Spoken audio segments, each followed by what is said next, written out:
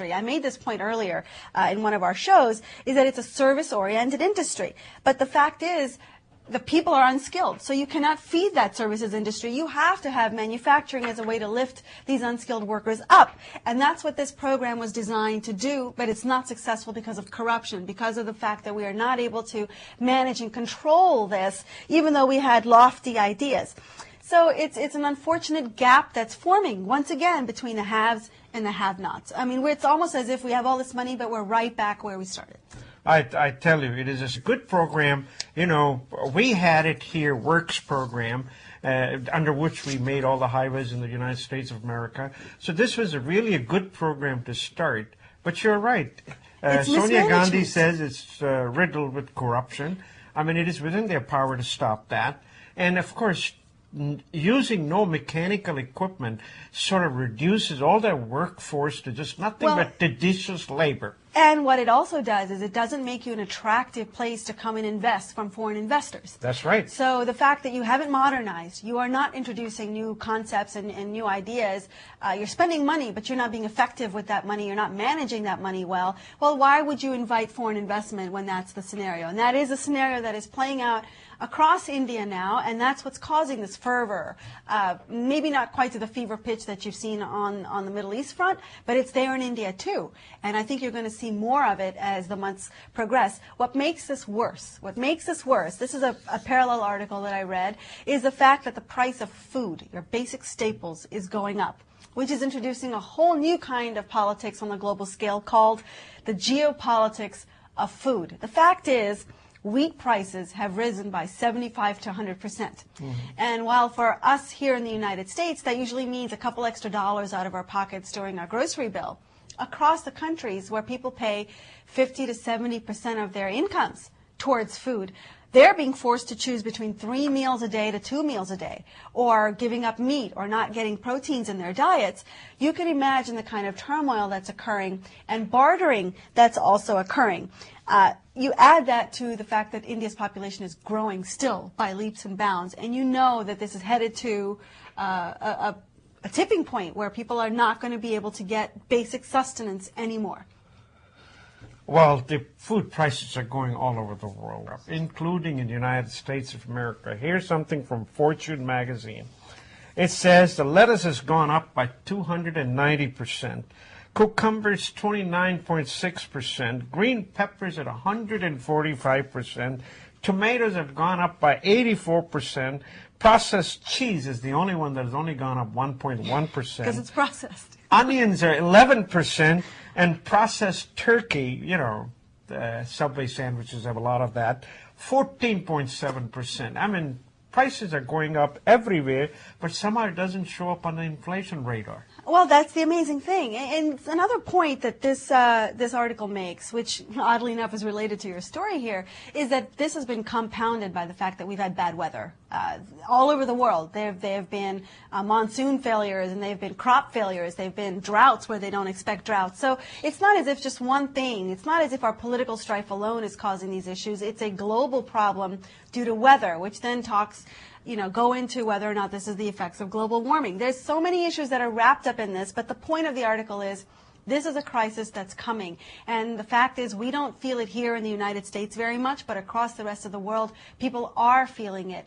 And unfortunately, in decades past, where we had the ability to basically solve the problem with supply and demand. In other words, if in 1965, for example, when President Lyndon Johnson he shipped 1/5 of the U.S. wheat crop to India because India had a crop failure. They were able to stave off famine. They were able to keep the global economy from going haywire. We don't have the ability to recover like that anymore. And that's what the article is saying, is that our built-in mechanisms to control and guard against these kinds of food shortages is just simply not there. No country in the world right now can afford to do this for any other country.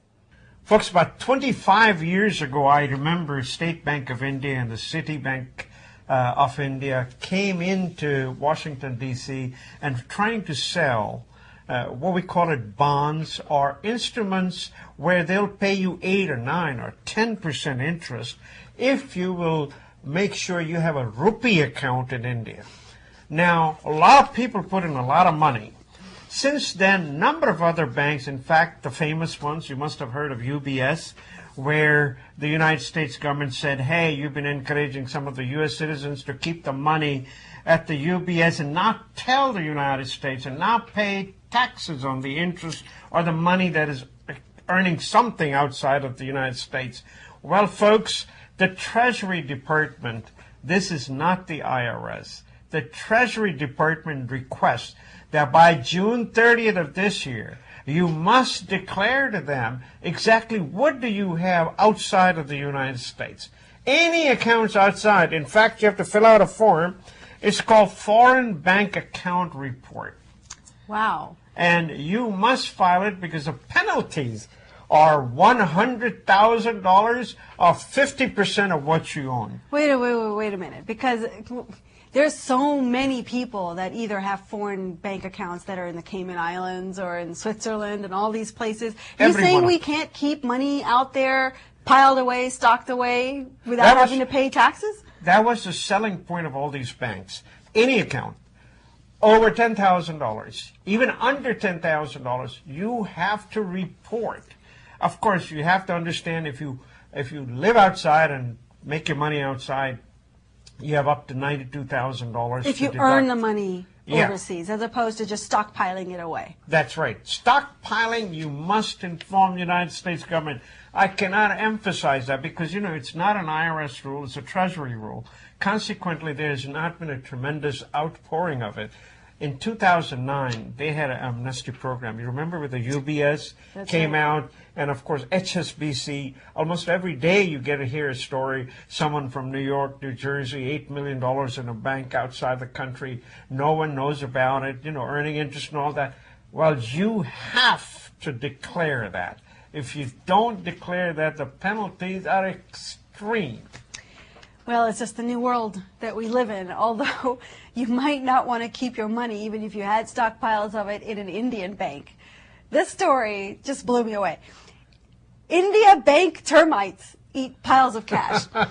Folks, this is just the sad state of some of these banks in India that have existed for 50, 60 years, and they have these strong rooms in the back where they literally have piles of cash. Yeah.